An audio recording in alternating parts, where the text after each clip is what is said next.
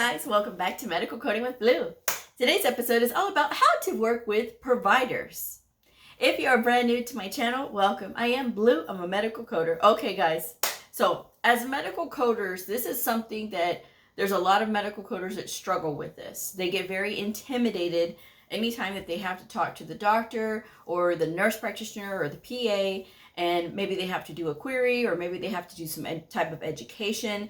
And so there's always that, how do I do this? How do I start? How do I go about this? Because they know everything, and what could I possibly teach them? I had this mindset in the beginning of my career where I didn't think that they wanted to hear anything that I had to say, because what could I possibly know that they didn't already know, right? Well, they don't know coding, right? Even if they do say they know coding and they understand coding, a lot of times what they know is faulty, okay? It really all depends on their training and who's training them. I'm not saying that all of them have faulty medical coding knowledge, because there are some doctors and even some nurse practitioners or PAs who have actually taken a medical coding certification course. They've gotten their certification, so they do know the fundamental basics. But there's a lot of them that go to conferences, and basically they are at the mercy of whoever's giving the class. And so while some of it may be good information, some of it actually may be faulty. So it really all depends on where they are getting their education from. The way that you need to look at yourself when you're working with your provider, because remember, it's a relationship. It is not the provider at the top and the medical coder at the bottom. You guys, when it comes to the documentation, it comes to coding, you are at the same level, because of the simple fact that that provider needs you as the medical coder to understand and know all of the rules, because there's so much to medical coding. They already have enough on their plate. This is why they have you, for you to understand all of this stuff.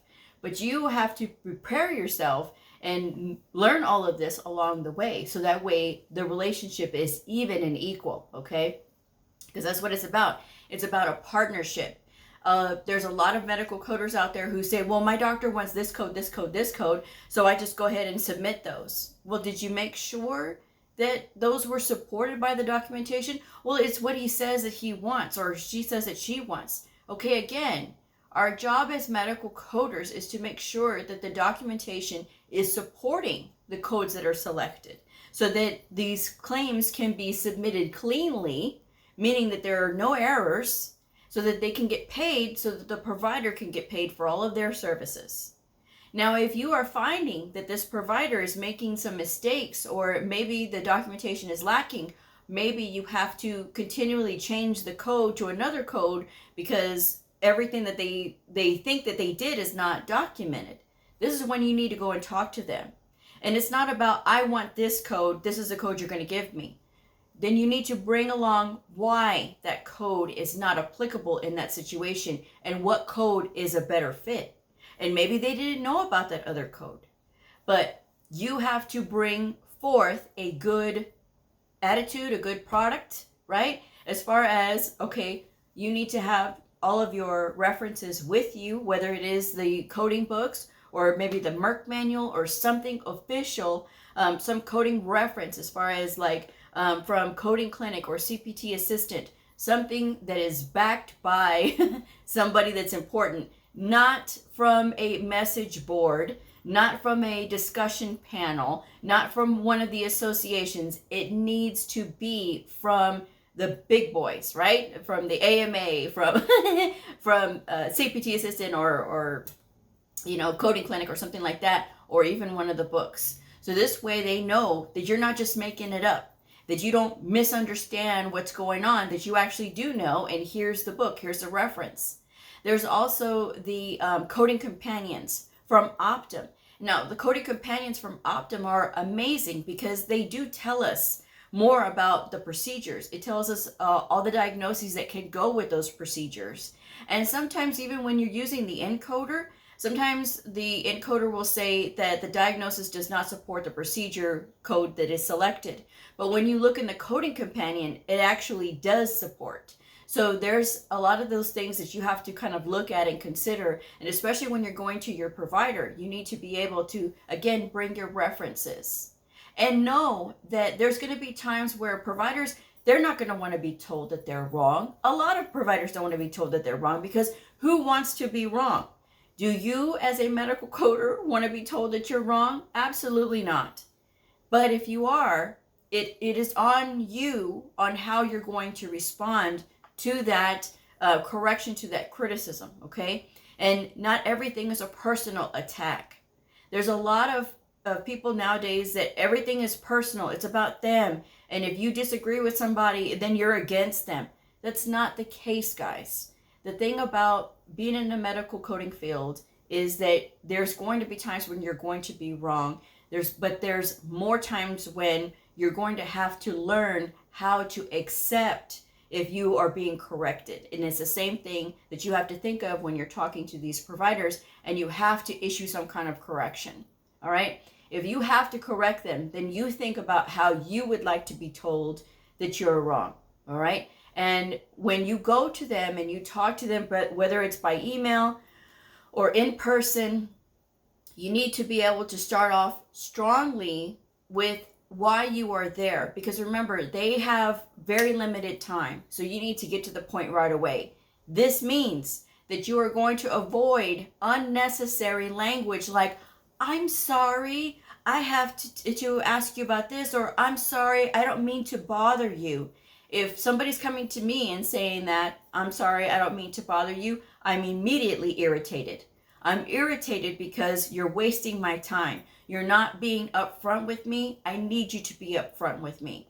If I need correction, if I need somebody to tell me, hey, Blue, it's actually this code, not that code, I would expect that person to tell me, I have something to share with you. You got a second? Okay, yeah, great. This is a perfect time. Okay, let's go over this. Okay, when I saw here that you selected this code, there's actually another code that would be a better fit according to this reference. Here you go. Oh, my bad. I didn't realize this, right?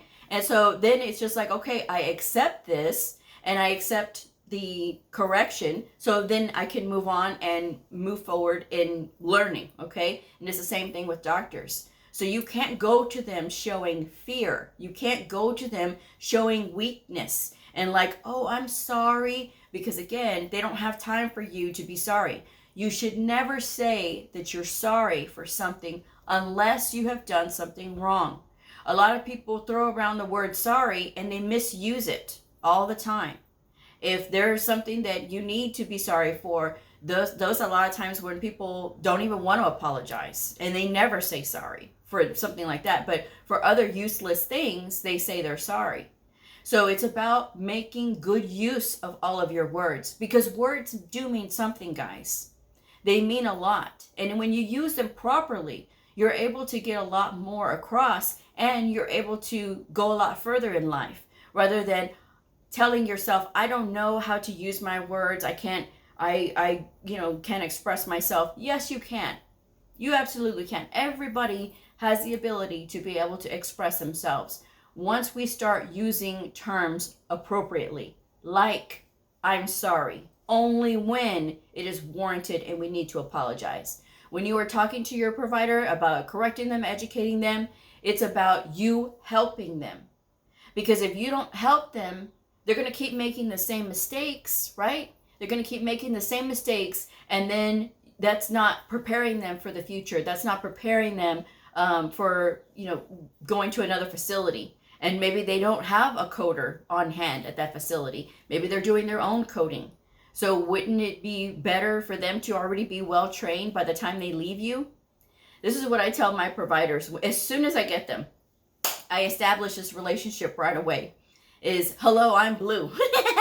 I'm here to help you, and we're here to work together when it comes to documentation, to make sure that you are getting paid appropriately, to make sure that everything that you're doing is coming across on paper so that I can select these correct diagnoses, okay? It's never about the money, but it's always about the appropriate documentation so that everything that they're doing is reflective in that documentation, okay? So that's the way I want to say it, that way.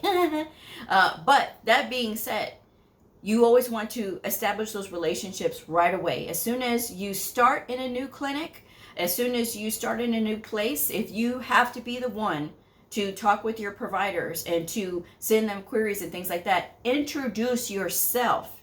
Because if you are waiting for the provider to be the one to introduce themselves to you, you're going to be waiting forever. You're going to be like patience on a monument for that one, because they won't go to you, guys. You have to be the one to make the effort to say, hey, here I am. I do that all the time. I happen to work in the facility. I know there are some coders who are working remotely, and that's fine. An email at that situation would suffice. But if you are in the facility, I've always made an effort to go over there and lay eyes on them. That's what we call it, laying eyes on them.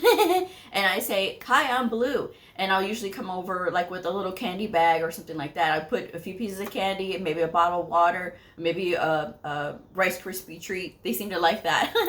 And, you know, I introduce myself and I tell them, hey, I'm your coder. If you have any coding questions, you have any questions about documentation, please bring them to me. I am very direct when it comes to that. Because there is a way of being professional and being direct, and not like, oh, I'm never going to introduce myself to this provider, but now I have to query them and they're not going to understand this because this is just somebody that's going to them with a red pen and basically telling them that they're wrong. I am establishing a relationship first so that they see me, they know me, they know my door is open for them to ask questions, and they can establish that relationship and that rapport, because there's a lot of coders that don't do that.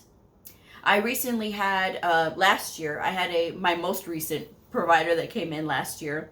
He said that he came from a facility and they didn't have coders over there, but they did have coding trainers. And this coding trainer made it very clear that she is a coding trainer and that she is not actually a certified medical coder. Like it was something for her to be proud of.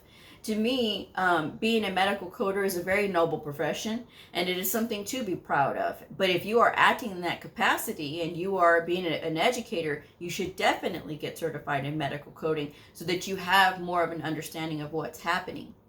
The reason that I know that this person didn't have a very good understanding is because when I saw the condition of his notes, of this new provider's notes, I was like, okay, we're going to have some work here to do, because that coding educator, so-called, didn't teach that provider anything. And he did say that they got very defensive if he ever tried to ask questions and he didn't understand why something was changed. They got very defensive. It's not personal when we change codes, right? When we change codes to better reflect what's in the documentation, it's so that it's more specific as to what's going on in this documentation. Again, providers are not required. They're not medical coders. That's why we have a job. We have a job for this purpose, is to code and code appropriately. So if you have to change a code and they come to you and they ask you why, it's not a personal attack against you. It is so that they're opening the door to have some kind of understanding as to why did you do that. And then you can explain to them, you know, what's going on in the book or what's going on in the procedure book, whatever the case may be. And so that way you two can work it out. But it is about maintaining professionalism. And again, it's not a personal attack. And a lot of people will take any kind of like questioning as a personal attack. And providers do this too, because remember, they have all of these years of medical school. Then they have somebody who has a high school diploma or a GED and a certification telling them what to do. And it's not about that we're telling them what to do. We're telling them what they need to know in order to be able to be clear with what they're doing. It's like when a provider is repairing a wound, right? And we need to know the layers. If they went down to a certain layer, they need to make sure that they document that. All the layers that they went through and the size, they may not know those things. But we as the coders know that that's required in order to get the code, right? And if we don't have that, we have to default to the lowest possible, which is not fair and it's not right. Because when you look at those repairs, some of those repairs get very extensive. And again, it's a different ballpark when you get into certain deeper layers. So that's the thing that it's very imperative for them to know, because the more complex the repair, it may lead to a longer global period versus having no global period. All right. And that changes everything. So it's all about communication. You cannot be afraid to talk to them. Again, if you introduce yourself right away, they're going to know who you are when you send them a query or when you send them education. What I like to do with my providers after I've done this introduction and things like that, and I've opened those doors, okay, if I don't hear anything from them, what I continue to do is I do coding tip of the week. Now, sometimes I don't always do it every single week. It depends on if I have training and things like that I'm doing. And if they're all doing okay on their documentation, then we're fine. And then I will bring up things as needed, okay? But there are times when I do coding tip of the week consistently, and having that bit of communication, that once a week communication, is basically saying, hey, I'm here. I'm keeping them, I'm keeping myself in their mind. So that way they know, okay, if I have any questions, the coder can help me, right? Bleu can help me. And that's what I do. And so doing this coding tip of the week, it's very brief. I will tell them in the subject line, coding tip of the week, evaluation and management level. Coding tip of the week, global period, right? Or I'll put the particular code I'm talking about. Coding tip of the week, 99024. Coding tip of the week, signature block, or whatever the case may be. So that way I'm right to the point. And then I make my note to them in this coding tip of the week, a few sentences, not a whole long, huge paragraph thing, not with all these extra words, but I do make a very brief note, and I tell them, if you have any questions, please let me know, please advise. And a lot of times I'll get knocks on my door because I am embedded in the clinic. They will come over and see me, and they will ask me, okay, what's going on here? Or I need this, I need help with this. And a lot of times you have to also keep this in mind, that providers will not ask for help in front of other providers because they don't want to be the provider that doesn't know. Okay, so that's something else that you have to consider. They like the fact that if they know a lot, and if they get compliments from you, if you're doing a class, if they ask, how am I doing? Sometimes they'll ask me during the class, well, how are my notes? And I'll tell them, you're doing great. I have no issues with you. And then they're all proud and they're happy and things like that. And then they're just all puffed out and they're happy because I told them that in front of everybody. But if there is an issue, and a lot of times they'll know, and they won't ask me that question in a class. They'll know if there's an issue because I will go to them. Now, if I have to query a provider, and maybe I query them once or twice, but then all of a sudden I'm having to see the same problem over and over again, and I keep having to issue queries, I'm going to physically go over to their office and find out what's going on. And I'm going to say, okay, what's going on? Because we've had this discussion. I keep seeing the same issue. Is it something with the system, or are we just not understanding? Are we not on the same page? And then that's a great way to continually keep that door open for communication. Because again, they're not going to seek you out voluntarily a lot of times. You have to be the one to go to them. And you cannot always only tell them when they're doing wrong. You have to tell them when they are doing good. Now, not every day and not all the time, because then it's going to lose its luster. But if you see a note that's fantastic, you can tell them, sir or ma'am, I just wanted to tell you that this particular note was really great because of X, Y, and Z. Okay? And of course, you always encrypt anytime that you have any kind of private patient information, of course. Or you can leave that off and you can say that I saw a note where you outlined everything that you needed to. I mean, you can leave all that PHI off of there, obviously. But if you are going to cite a particular patient's note, then of course you want to make sure that that note is encrypted. That email is encrypted so that way, it's secure. And that's the way that you do it. And you let them know so that they know specifically what are you talking about. And a lot of times it's not communication through email, but it's going to be communication through the electronic medical record. Although there are still some places that don't have that feature. So that's why I say if you're going to email anything, you make sure that stuff is encrypted. Okay. But just let them know when they're doing right. And don't always tell them that they're doing bad. Okay. Because then every time they see you, they're going to associate you with bad news. So you don't want to do that. You want them to see you and think, okay, this is the person that's advocating for me. This is the person that is making sure that I am getting all the credit that I deserve. So how can I help this person to help me?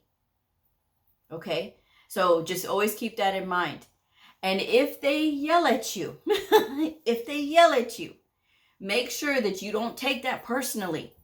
These providers, they're human too. And they have problems with their spouse. They have problems with their kids, problems with their family life at home. There's a lot of things that go on with them that we don't know about, right?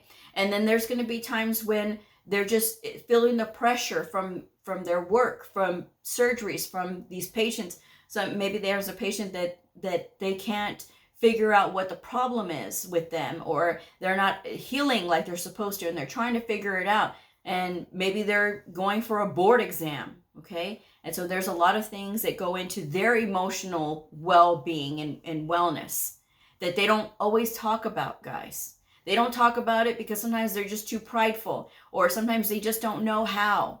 But you have to be aware, and you have to think, if they snap at you and that's not their normal behavior, they're just maybe having a bad day. And you have to chalk it up and be patient. Be patient with them through that time. So that way, again, you don't take it personally, and then you don't see it as a personal attack. And when you are mature like that, it does help you, and they're learning that they can trust you, that you're not going to fly off the handle at them too, just because they're, flying off the handle for some reason or another. Now, of course, if it's continual and they're just doing it just to be a jerk, then that's something completely different, then you may have to get the clinic administrator involved or somebody else, because that's not appropriate when it's continual like that. But you can also know for yourself that if this is not the regular demeanor of that person, you give them their space. Set yourself up for success. Make sure that when you are approaching them, it is at an appropriate time. It's not where they haven't eaten. Because there's a meme that's going around that says 90% of arguments happen because somebody hasn't eaten. And keep that in mind. It is true. There are some people that they get very edgy if they don't eat. And it's understandable. So that's why I say you make sure that you set up a good time. If you're going to catch them, you catch them after lunch, right after lunch.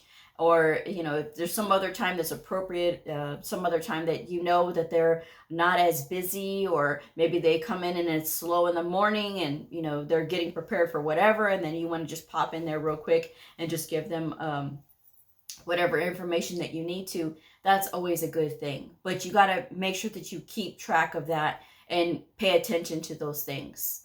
And make sure that when you go to them, when you go there, that you are well dressed. There is no jeans. Guys, don't do it. Don't do the jeans and t-shirt thing. Don't chew gum. Don't do any of those things, because how you dress and how you present yourself is how you will get treated. And when you show up and you're just in a t-shirt that says free hugs, because I've seen that before, and you wonder why these providers don't take you seriously, that's why. Okay, make sure that you are professional. Again, you're not chewing gum, because there's nothing worse than talking to somebody and they're that doesn't work, guys. That does not work. Okay, so make sure that you are clear with your words. Don't mumble. Don't sit there and just like, oh, I don't know what to say. I don't know what to think, and I'm just so scared. They put their pants on the same way as you and I. One leg at a time. So just keep that in mind, guys. And when you think about all these things and you get used to your providers, communicating with them will get easier. The documentation and everything else will improve. And then that leads to it becomes easier for you, because you're able to get through documentation a lot quicker. You're not having to slow down because there's a bunch of queries, because you've already talked it out with that provider. Okay, so learn to work on your speech, learn to work on your presentation of yourself when you're talking. Try not to get nervous, again, look at them like, okay, it's just somebody that's my friend and we're talking it out. Even if you're not friends, That's how the energy that you're bringing is going to help you, okay? Not that, oh, I'm so scared of this person and that's how I'm going to react. Or I'm going to say, oh, I'm so sorry. Because a lot of people will think that that makes them look so demure and so sweet. No, it looks irritating and it sounds irritating when people do that, when they apologize for no reason. Okay, so that's my episode for today. I'm about to run out of time. So, but yes, guys, it gets easier with time. And trust me, when you start developing these relationships right away and you start getting more confident with your coding skills, it's all going to work out. But it takes you to also do improvement for yourself so that you can get further in this career. If this video helped you, please like, subscribe, and share, and I will see y'all next time. Bye.